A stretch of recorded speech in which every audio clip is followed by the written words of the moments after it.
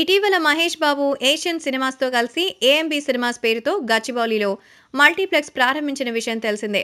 ఇప్పుడు అదే బాటలో యంగ్ టైగర్ ఎన్టీఆర్ కూడా థియేటర్స్ బిజినెస్ రంగంలో దిగనున్నాడని వార్తలు వస్తున్నాయి.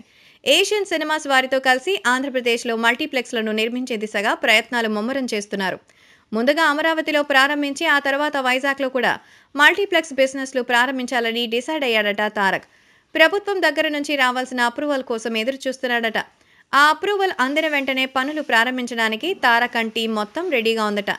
ప్రెజెంట్ ఎన్టీఆర్ రామ్ చరణ్తో కలిసి రాజమౌళి దర్శకత్వంలో RRR చిత్రంలో నటిస్తున్నాడు. ప్రస్తుతం ఈ సినిమా షూటింగ్ హైదరాబాద్లో శరవేగంగా జరుగుతోంది. ఇప్పటి వరకు యాడ్స్ తప్ప బిజినెస్పై దృష్టి పెట్టని తారక్ తొలిసారిగా మల్టీప్లెక్స్పై దృష్టి పెట్టాడు.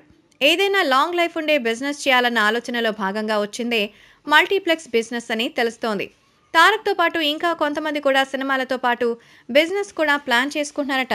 మరి ఆల్రెడీ టాలీవుడ్లో ఇలాంటిది ప్రూవ్ అయింది. ఎందుకంటే మహేష్ బాబు తర్వాత చాలామంది అటువంటి బాటలు పట్టారు.